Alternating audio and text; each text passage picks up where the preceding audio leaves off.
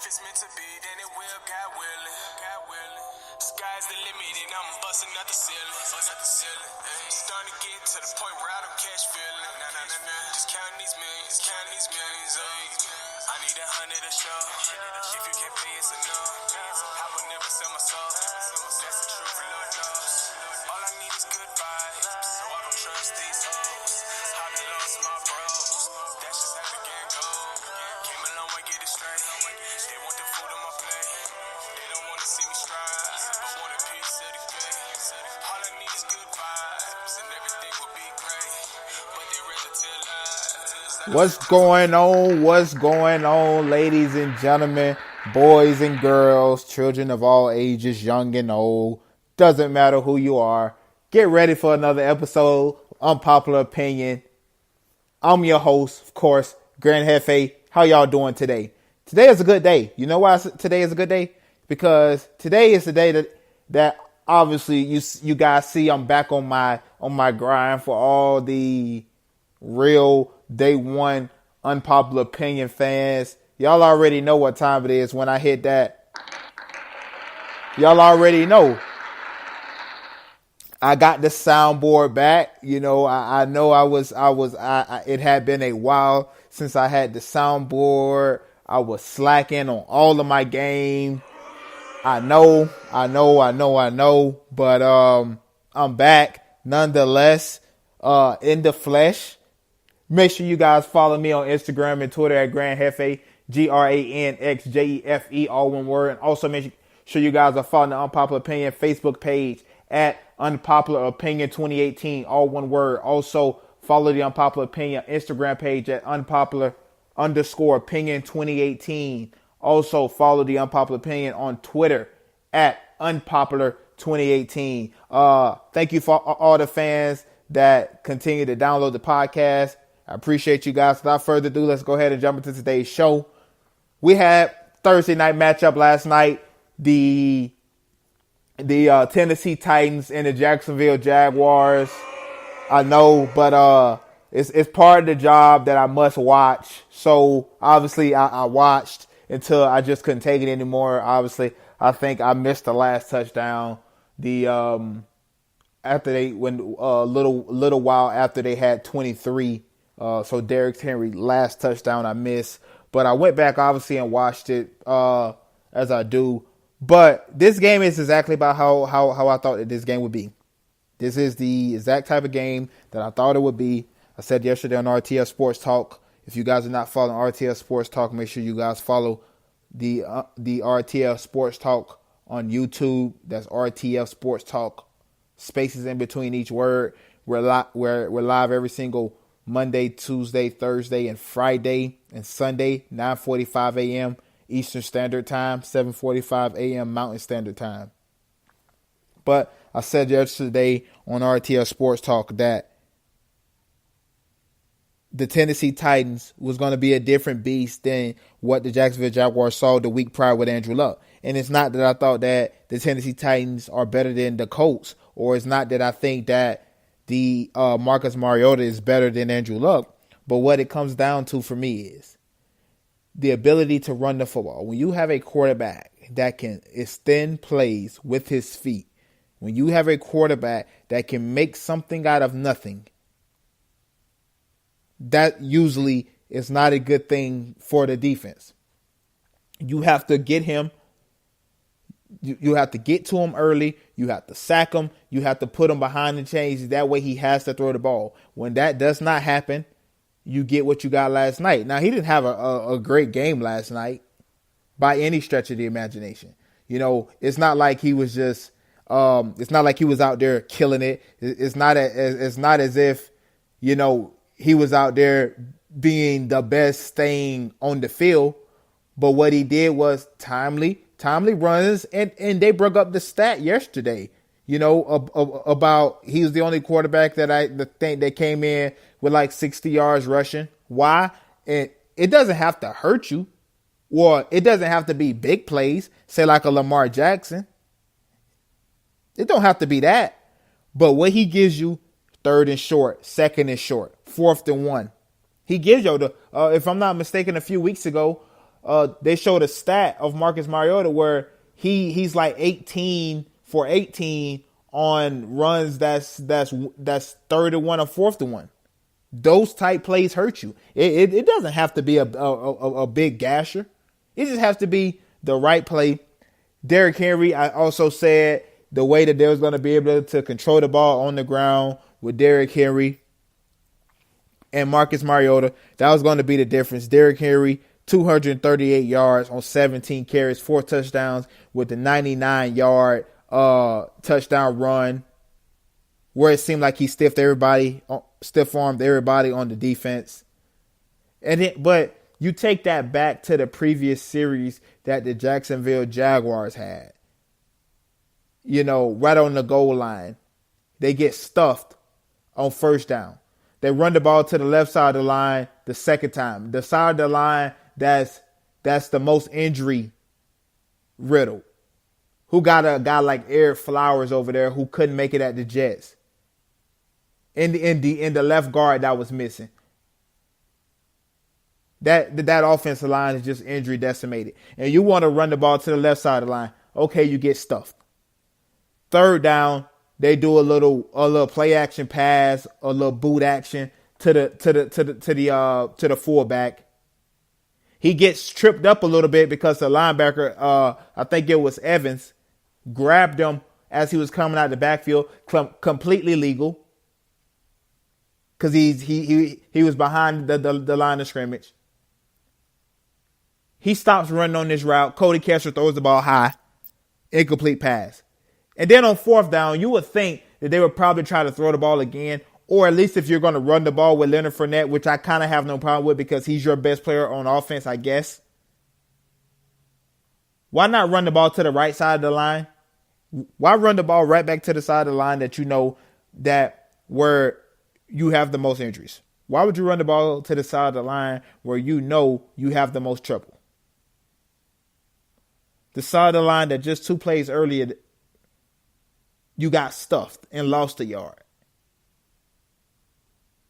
Don't really seem to make much sense to me. But that's what I pretty much expected out of both teams. Maybe not 30 points because I predicted that it would be a low-scoring, close game.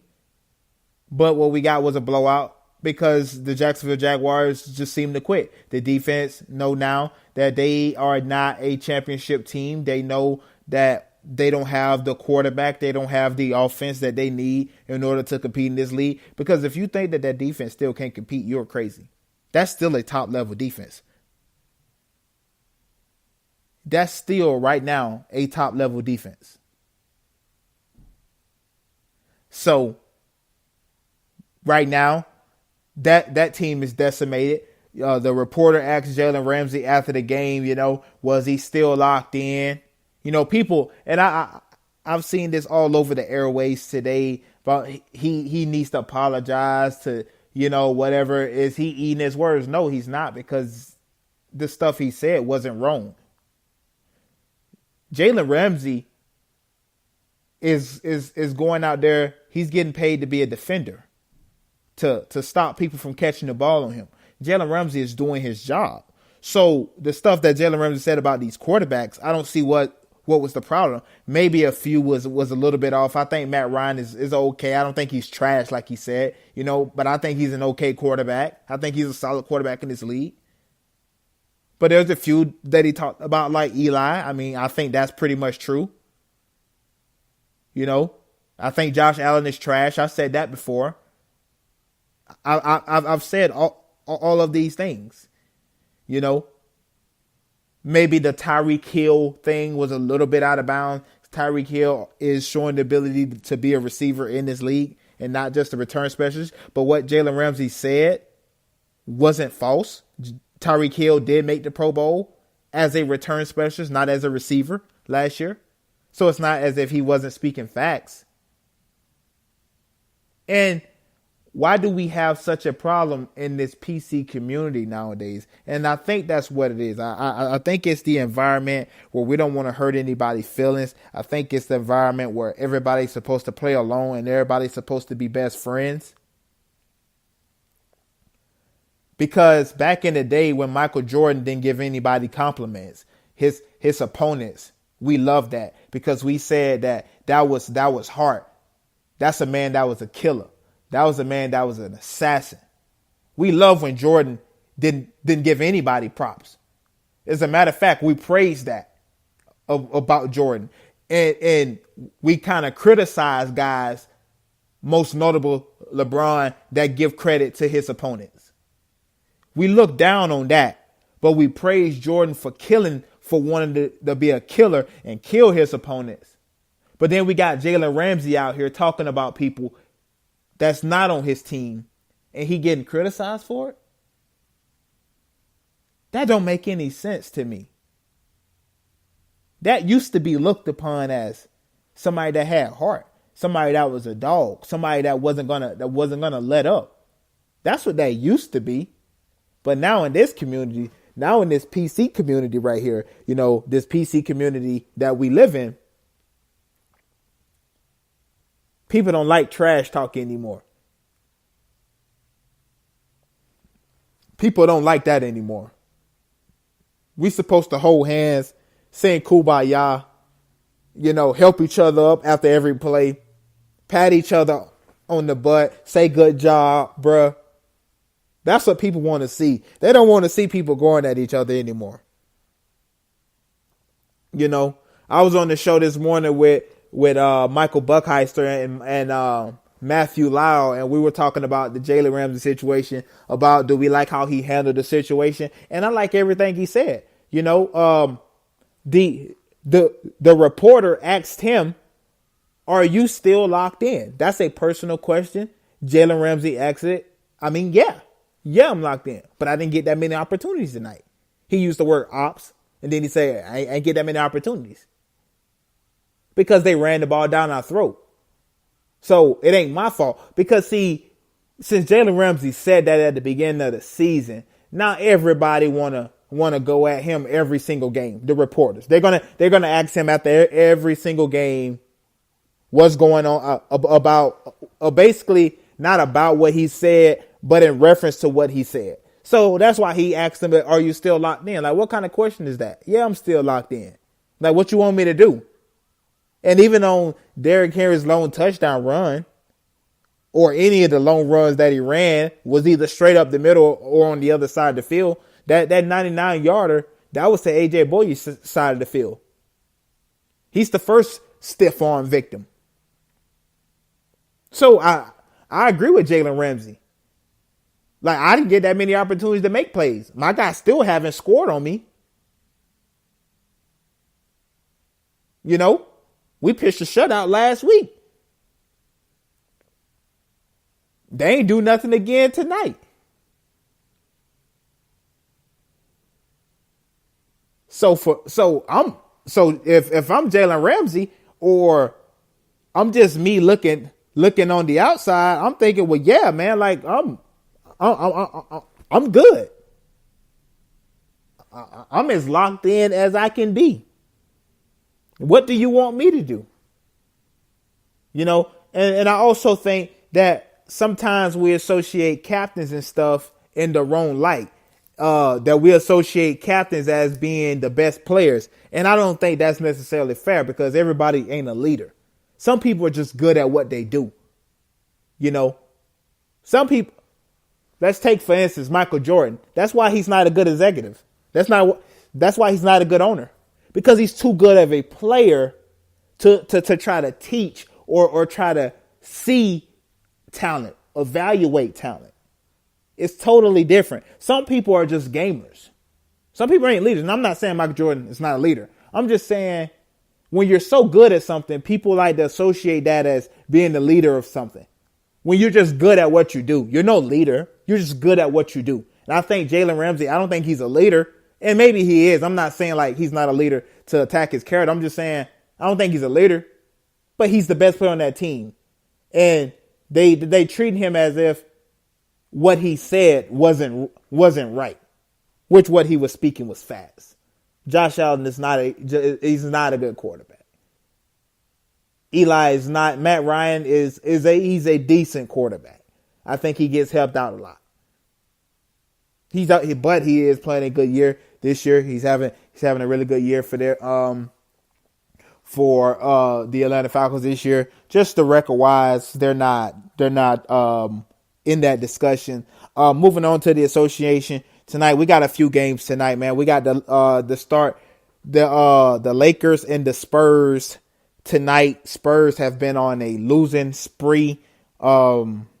They've been in a funk. Just a few nights ago, they played the Los Angeles Lakers in LA.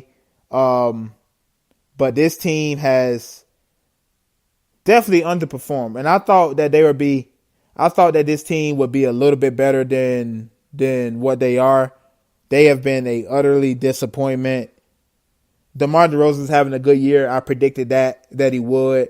Jakob Poeltl is having a good year. I predicted that he would. Popovich loved those overseas guys. But the Spurs is, and I feel bad for Popovich. I really do. Played the Jazz the other night. Lost 139-105. Blew out. Few nights before that, beat the Trailblazers. Few nights before that, they lose to the Spurs.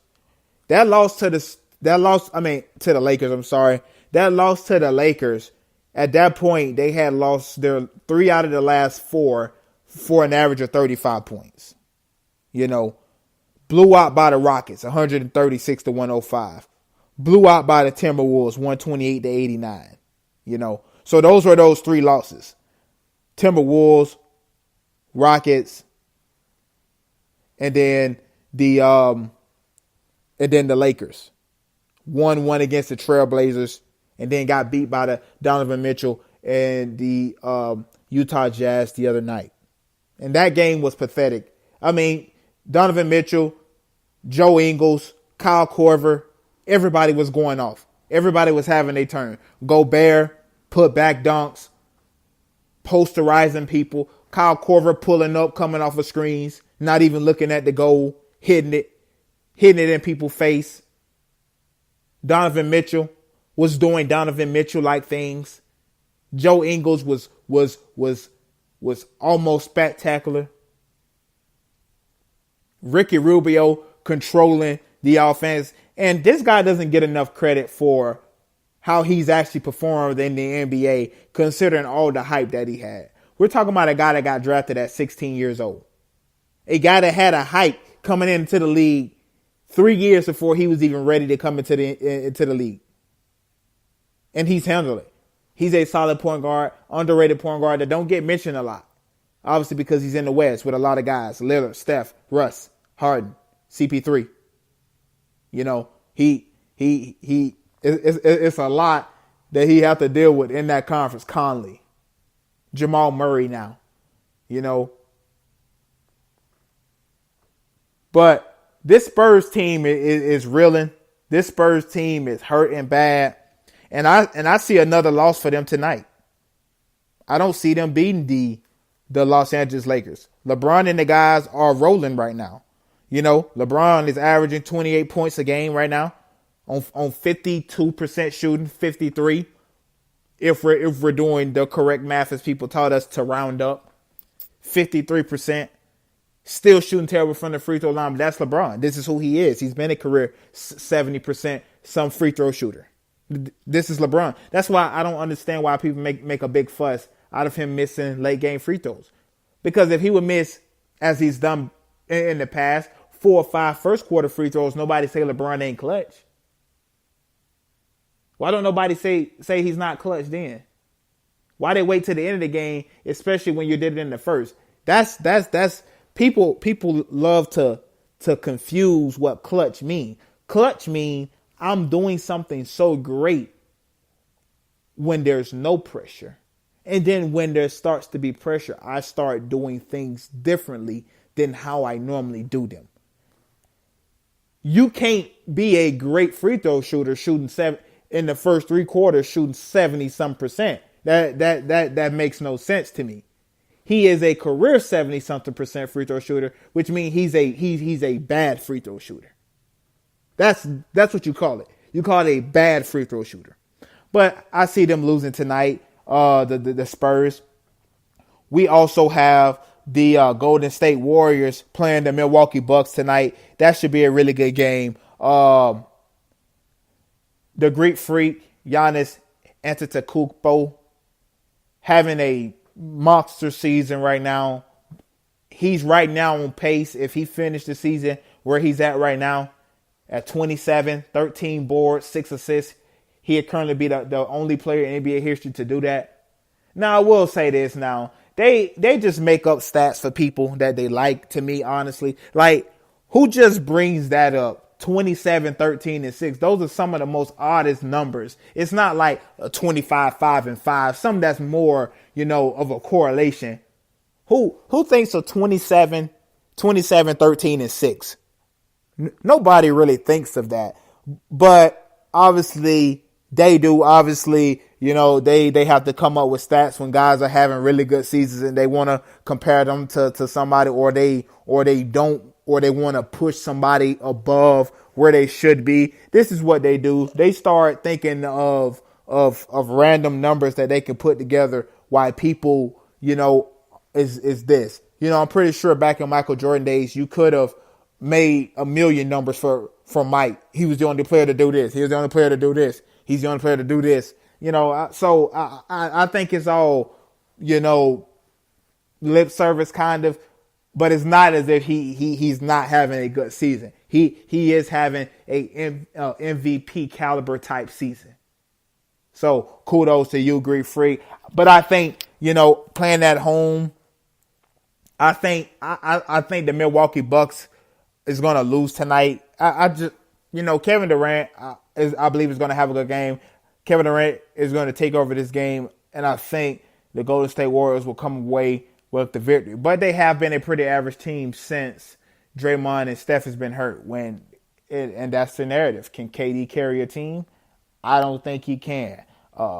And that's the reason why he had to go join the Golden State Warriors. Moving on to some football, we're just going to go some quick pick'ems, or not quick pick'ems. We're just going to run down the quick list of the games, obviously, because I picked the scores and the winners to the games on RTL Sports Talk. You guys should follow me over there, as I mentioned earlier. Panthers and Browns. Browns are playing at home, coming off of a loss. So is the Carolina Panthers, but they just fired their whole defensive staff. Baker Mayfield and the offense and Higgins are those guys. They should get going at home.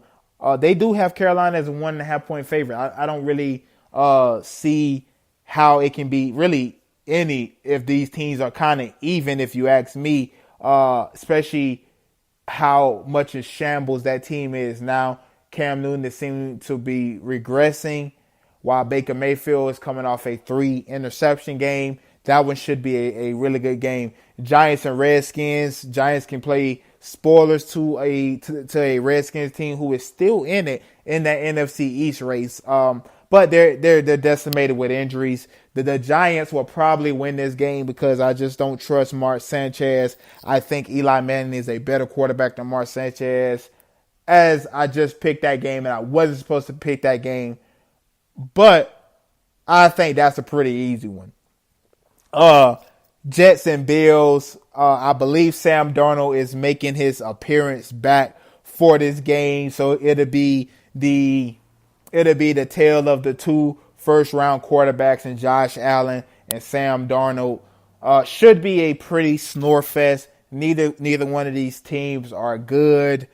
The Jets aren't good. The Bills aren't good. Sam Darnold leads the NFL in interceptions, and he has not played in 4 weeks. That tells you what kind of quarterback he is.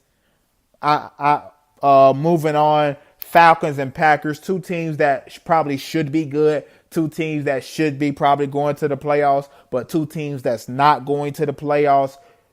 What are the Falcons? I stated earlier, Matt Ryan is having a really good season, but their team around him is not.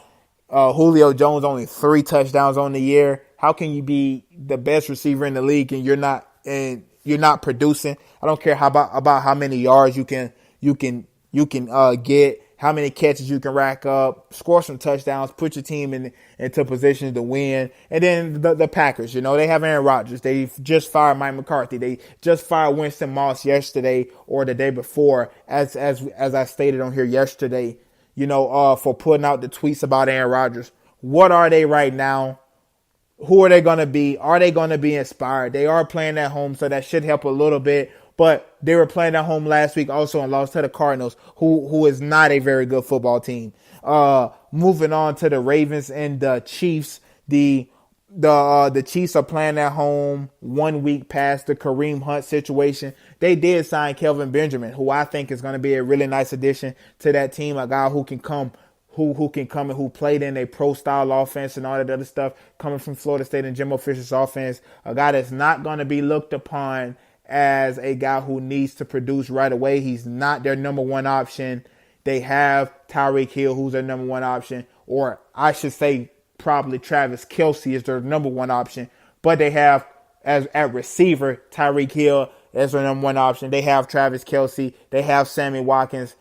They're not pressed to have him come in and make an immediate impact. They just need him for the playoffs for the loss of Kareem Hunt. Now, maybe he's not going to put up the exciting numbers as Kareem Hunt, but he's going to do well in that offense. And he gives Patrick Mahomes 2 big targets in the red zone. When Travis Kelce gets doubled, you can go right over there to Kelvin Benjamin, who can still make plays. He's going to have to get his weight under control, which is the reason why he keeps getting cut. Work ethic and all that stuff may be in question. But he should be a nice pickup. Lamar Jackson-led Ravens team, who is now tied for the 6th spot in the AFC wildcard spot with the Tennessee Titans. Tennessee Titans is at 7-6, or they're half game out. If the Ravens lose this one, Tennessee Titans are sliding there. I think eventually the Baltimore Ravens will eventually slide out of the playoff spot. I don't think Lamar Jackson is the guy going forward, but he has been winning games. I believe that's 3 straight for him since he's been in. And you're just going to ride with the hot hand while you can, because with Joe Flacco, you wasn't getting that. I know. Moving on, Patriots and Dolphins. This is normally, that AFC East division or South division. The AFC East. The Patriots owns that division. This looks like the same old thing. They are playing in Miami, so who knows? The Dolphins can be inspired. They're right there at 6-6. A game out of tying for that last spot in the wild card right now as well. So they know what's at stake. But ultimately, it's Tom Brady, it's Bill Belichick. They should get the win. Wait for my pick on RTS Sports Talk. Saints and Buccaneers, a division game in the NFC South. Saints coming off a loss to the Dallas Cowboys. They should be inspired. They should be hungry to go back and try to get that number 1 seed from the Rams, who could possibly be in trouble themselves against the Bears at Soldier Field. It's going to be a tough game for them. But the Saints know that state. The Buccaneers coming off a win last week against the Carolina Panthers. Jameis Winston sets the franchise record for most touchdowns in the franchise. This one shouldn't be close, but the way the Saints played last week, who knows? Colts and Texans. Colts coming off of getting shut out last week. The Texans are coming off a blowout, dominant victory over my Cleveland Browns, playing at home, playing at Energy Stadium. Demaryius Thomas has got fully acclimated into that offense. DeAndre Hopkins is DeAndre Hopkins. Deshaun Watson is doing his thing. Lamar Miller is doing his thing. J.J. Watt, Jadeveon Clowney. These guys are playing good football. Started out the season 0-3, have won 9 straight, 9-3. This should be a good game between a Colts team and a Texans team who's fighting for, the Colts are fighting for a playoff spot. Bengals and Chargers. Bengals, who knows what they are? They lost AJ Green last week. They lost Dalton 2 weeks ago, and AJ Green was just coming back from injury. Chargers lost Melvin Gordon, but didn't seem to lose stride last week against the Pittsburgh Steelers, a tougher opponent. This one should be a walk in the park for the Chargers, but I got to do my homework to make sure everything is copacetic, because these are the type of games that these type teams can lose. You know, the type of games where everything seemed to be in hand. You seem to have the upper hand. You're just coming off a victory over a good Steelers team, and you're facing a lowly Bengal team that's not going to make the playoffs. And these are the type of games that you can stumble at home in front of your fans. The Broncos over the 49ers. Broncos are riding a 2-game win streak, coming off a win over the Pittsburgh Steelers 2 weeks ago and last week as well. They last week as well, they beat the Steelers a few weeks ago. The Broncos is a interesting story because Case Keenum is not a really good quarterback. They did lose Emmanuel Sanders to the Achilles tendon injury. You know, so now obviously you traded away Demaryius Thomas a few weeks ago. And then now you lose Emmanuel Sanders. That could be the ultimate dagger for this season for a team that just a couple days ago was looking to push for a playoff spot. You know, a Broncos team that was coming off a win over the Bengals last week, and then a win over the Pittsburgh Steelers a few weeks prior, and beat a tough Chargers team the week before that, and took a Texans team to the ropes after just trading Demaryius Thomas to them. So this Broncos team now is decimated with injuries, but so is the San Francisco 49ers, a team that is not very good right now, obviously, because they know their quarterback is sitting on the sideline rehabbing an ACL injury. Eagles and Cowboys probably going to be the most talked about game, or has been the most talked about game all week long. Been talking about it since last week. Eagles trying to fight for a playoff spot within the NFC, could possibly take over that division, could go to 7-6. The Cowboys are 7-5, the leaders of that division. They know what's at stake. It's going to be a tough one at Jerry World. See if Carson Wentz got what it takes. Dak Prescott can make a few plays. We know that defense is going to be ready. Steelers at Raiders, a team that shouldn't be winning at all, that shouldn't be thinking about winning, that should be thinking about Dwayne Haskins, that should be thinking about Justin Herbert, that should be thinking about, Kyler Murray if he decides, whatever he decides to do, whether or not he want to play baseball or whether or not he want to play in the NFL. He's still saying right now it's to play baseball, but he has given indication that he's going to at least listen to some football offers. So that's what the Raiders should be doing right now. The Raiders shouldn't be thinking about winning. The Steelers should be trying to worry about getting back into playoff mode. Obviously, they still lead that division, but I say playoff mode because I think that they will win that division. The Lions and the Cardinals, two teams that's not very good, two teams that's not worthy even talking about, two teams that have seen you have a Cardinals team that's trying to see what they got in their young guy Josh Rosen, so they can move forward and try to put some nice pieces around him. Then you got a Lions team, Matt Patricia,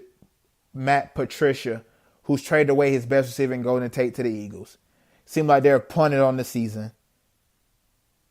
So where do the Detroit Lions go from here?